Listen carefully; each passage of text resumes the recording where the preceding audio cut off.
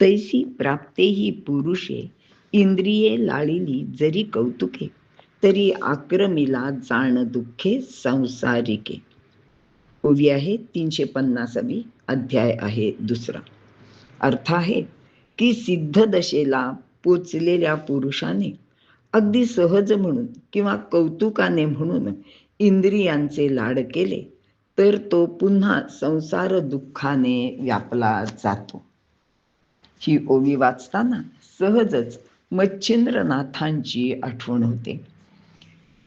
तीर्थयात्रा करीत करीत मच्छिंद्रनाथ स्त्री राज्यात आले. तिथला रम्य परिसर पाहून त्यांचे मन खूप प्रसन्न झाले, कारण ते नगरच फार सुंदर होते. तिथे अवतीभोवती रम्य अशी उपवने होती, फुलांचे आणि सगळीकडे सुगंध असे पसरलेले होते. विविध रंगाचे अनेक भ्रमर फुलपाखरे तिथे फिरत होती. दुरून दिसणारे विशाल प्रासाद अत्यंत सुरेख होते. सायंकाळच्या सोनेरी उन्हात सोन्यासारखा दिसणारा राज्ञी प्रासाद नगरीचे वैभव सांगत होते. आता त्यांच्या लक्षात आले नाही की हे काय आहे. मच्छिंद्रनाथांना माहिती पण नव्हते की हे स्त्री राज्य आहे. हे सुंदर शहर पाहून मच्छिंद्रनाथांचे पाय तिथेच थबकले. आपण आत ह्या नगरात जावं का नाही जावं असा विचार त्यांच्या मनात आला. ते म्हणाले की ठीक आहे, हे नगर तर सुंदर दिसतंय, काय हरकत आहे आपल्याला जायला, आपण तर योगी आहोत, आपले इतके तप झालेले आहे, आपण असल्या क्षुल्लक मोहाला कधीच बळी पडणार नाही. आता इतक्या लांब आलो आहोत तर निदान हे नगर कसे आहे ते तरी पाहावे. आणि त्यांनी त्या स्त्री राज्यात प्रवेश केला. नगरीचे वैभव अगदी डोळे दिपवणारे होते. काहीतरी वाड्यातून मृदंगाचे आवाज येत होते, सुरेल गाण्यांचे आवाज येत होते. आणि त्यातच रस्त्याने वावरणाऱ्या सर्वत्र स्त्रिया, अत्यंत रूपवती मदनिका. एवढा तपस्वी मच्छिंद्रनाथ खरंच त्यांच्या सौंदर्याने वेडावून गेला, अगदी भारावून गेला. मंत्राने मोहित झालेला माणूस कसा पुढे पुढे जातो तसे तसे ते पुढे पुढे जाऊ लागले. तेथील प्रत्येक वस्तूतील सौंदर्य त्यांना आकर्षित करून लागले. इतक्यात त्या राज्याची जी राणी तिलोत्तमा होती, तिने पाहिले की एक योगी आपल्या नगरीत आला आहे. तिला फार आश्चर्य वाटले की आपल्या स्त्री राज्यात एक योगी हा आलाच कसा इथे. खरं तर ह्या राज्यात पुरुष येऊच शकत नाही. पण दुसऱ्याच क्षणी तिला काहीतरी आठवले आणि तिच्या गतस्मृती जाग्या झाल्या. मारुतीने दिलेला वर तिला आठवला. त्यांनी तिलोत्तमेला सांगितले होते की तुझ्या तपाने मी प्रसन्न झालो आहे. तुझी इच्छा तर मी पुरी करू शकणार नाही, पण या नगरीत एक योगी येईल आणि माझ्या कृपेने तो इथे जिवंत राहू शकेल. तू त्याला मोहिनी घाल आणि तुझे विषय सुखाचे मनोरथ पूर्ण कर.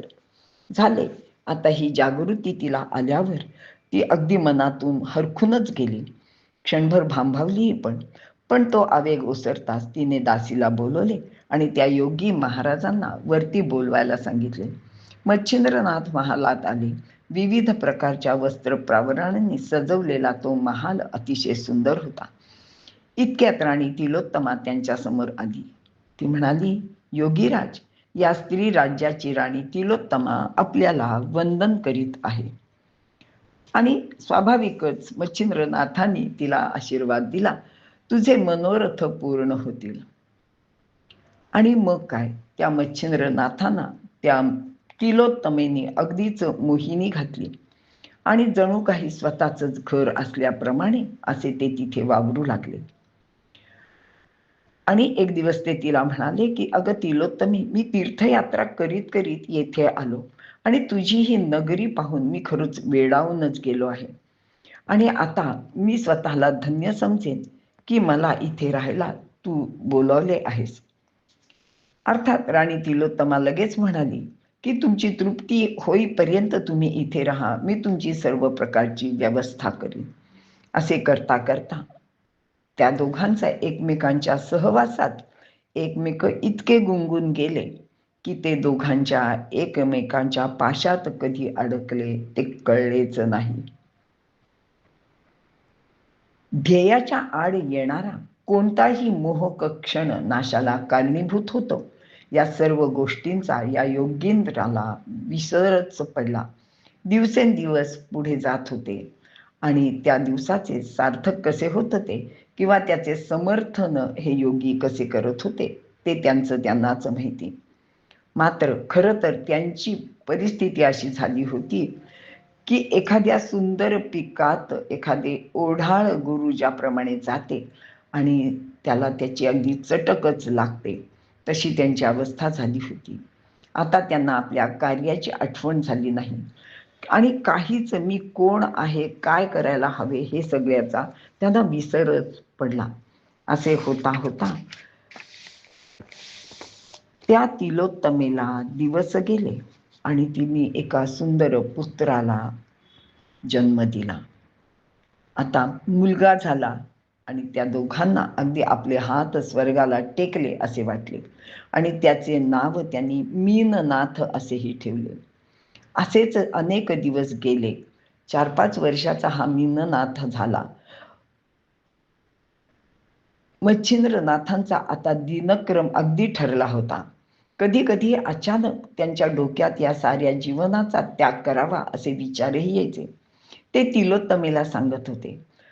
पण तिलोत्तमा म्हणाली, छे काहीतरी काय करताय, असं जायचं बिचं कुठे, आणि आता कुठे जाणार आहात तुम्ही, आणि तुम्ही गेलात तर माझं कसं होणार. तर ते म्हणायचे, अगं नाही, मला एकदा पुन्हा तीर्थयात्रेला जायचंय.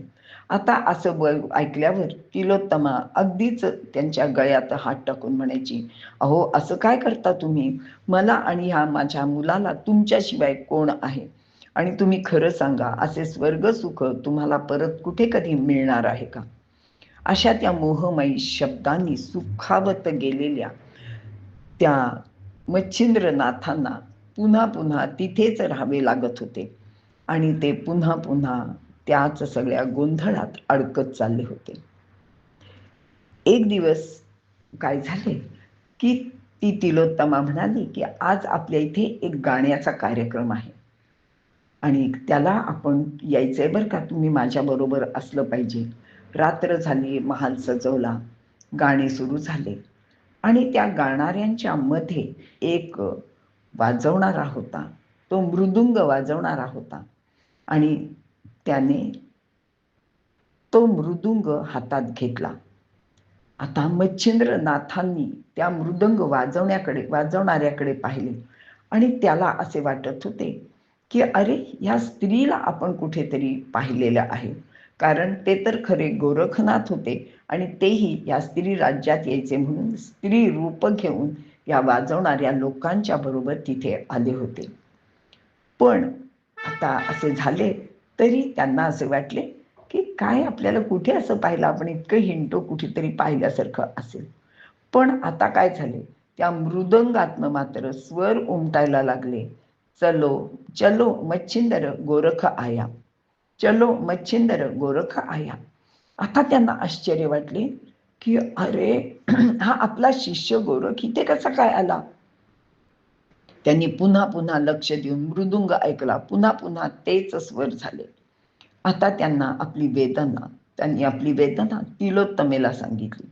मग ती म्हणाली की ह्याच्यात काहीतरी जादूटणा आहे, म्हणून तिने आपल्या घरातला दुसरा मृदुंग आणून त्या स्त्रीला दिला. त्यांनी तो वाजवायला सुरुवात केली तर पुन्हा तोच आवाज त्या मृदुंगातनं येत होता. आता मात्र मच्छिंद्रनाथांना काही सुचेना. तिलोत्तमा अस्वस्थ झाली. तिने मृदंग वाजवणाऱ्या स्त्रीला एकीकडे बोलवून विचारले की तू कोण आहेस, नक्की सांग. तर ती म्हणाली की मी ही जे वाजवणारे गाणारे लोक आहेत त्यांच्या बरोबर मी आलेली आहे, मी त्यांची साथीदारीण आहे आणि मी हा मृदुंग अनेक वर्ष वाजवते, मी ह्यांच्याच बरोबर असते. ती म्हणाली तुम्ही खोटं बोलताय, तू खरं सांग. पण त्यांनी काही सांगितलं नाही. तर ती म्हणाली की तू ह्या मृदुंगातनं कोणते बोल काढतो आहेस ते तू मला नीट सांग, कारण ह्या मृदुंगातनं येणारे बोल काहीतरी वेगळे आहेत. तुला तुझ्या गुरुची शपथ आहे. आता गुरुची शपथ घातल्यावर गोरखनाथ म्हणाले की तुम्ही असं करू नका. माझ्या गुरुजींना भेटण्यासाठी मी इथं आलो आहे. तुम्ही मला गुरुची शपथ घातली आहे, म्हणून मी तुम्हाला आता खरं सांगतो, कारण मला पर्याय नाहीये. मी माझ्या गुरूंना भेटण्यासाठी हा वेश घेतला आहे आणि हे कलिंगा इकडेच निघाले होते, म्हणजे गाणारे लोक, म्हणून मी त्यांच्याबरोबर इकडे आले. एवढे बोलून गोरखनाथाने आपले खरे स्वरूप प्रगट केले. एव्हाना मच्छिंद्रनाथही तेथे येऊन पोचले होते. गोरखाला पाहताच त्यांची नजर खाली गेली. गोरखनाथांनी गुरुला साष्टांग नमस्कार घातला. त्यांच्या डोळ्यातून घळघळ अश्रुधारा वाहू लागल्या. त्या दृश्याने तिलोत्तमा सुद्धा हेलावली. तिने थोड्याच वेळात सावरले. आता खरी कसोटी आहे असे तिच्याही लक्षात आले. मग तिने आपल्या मोहक वाणीने बोलायला सुरुवात केली की अरे गोरखनाथ, तू आमच्या ह्यांचा म्हणजे माझ्या पतीचा शिष्य आहेस, म्हणजे तू माझा मुलगाच आहेस आणि मीननाथाचा तू थोरला भाऊ आहेस. मला फार आनंद झालाय. बरे झाले तू इथे आलास. आता तू सुद्धा इथेच राहा. माझ्या नंतर हे सारे राज्य तुझेच आहे. आता गोरखनाथ हे बोलणे ऐकून चपापला. आपल्याला गुंतवणारे हे मोहजाल आहे हे त्याच्या लक्षात आले. तो व्रतस्थ होता. त्याच्या पुढे त्या अशा गोष्टी ध्येय अगदी निश्चित होते आणि त्याच्यामुळे तिलोत्तमेच्या बोलण्याचे त्याच्यावर काही परिणाम झाला नाही. गोरखनाथाने लगेच तिला उत्तर दिले की मी माझ्या गुरुजींना परत नेण्यासाठी आलो आहे. मला राज्याचा मोह नाही.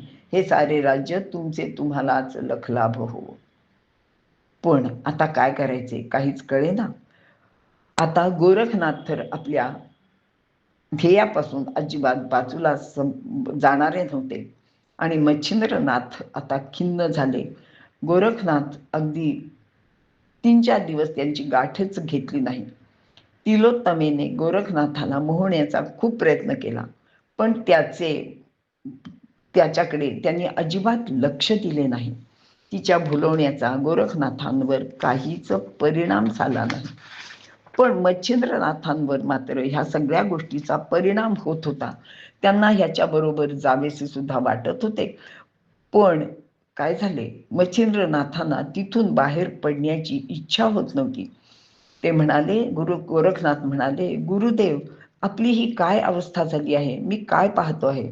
आपले कार्य काय, काम काय आणि आपण कुठे येऊन पडलात. आता असे ऐकल्यावर मच्छिंद्रनाथांना सुद्धा लक्षात आले की आपले खरंच चुकले आहे.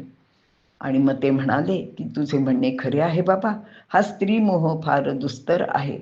या एकेका विषयांच्या अधीन झाल्यानेही स्वतःला सावरता येत नाही, अशीच माझी स्थिती झाली आहे.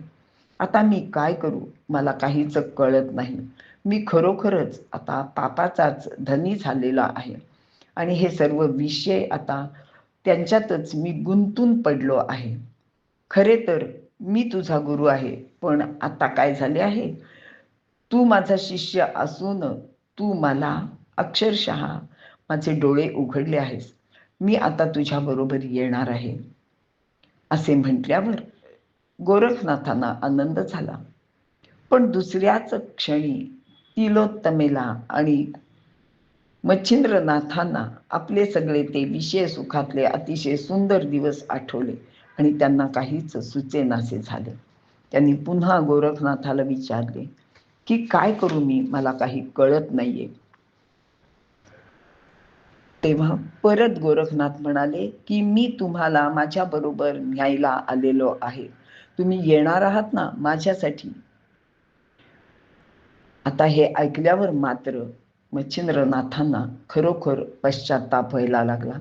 ते म्हणाले की अरे, ह्या विषयांच्या पायी माझी काय अवस्था झाली होती आणि मी हे काय करून घेतले. माझ्या सर्व नाशाचीच वेळ आली होती. असा हा मोह आहे. ह्या मोहापासून खरोखरच आपल्यासारख्या तपस्वी लोकांनी बाजूला राहायला पाहिजे, हे आज मला कळले.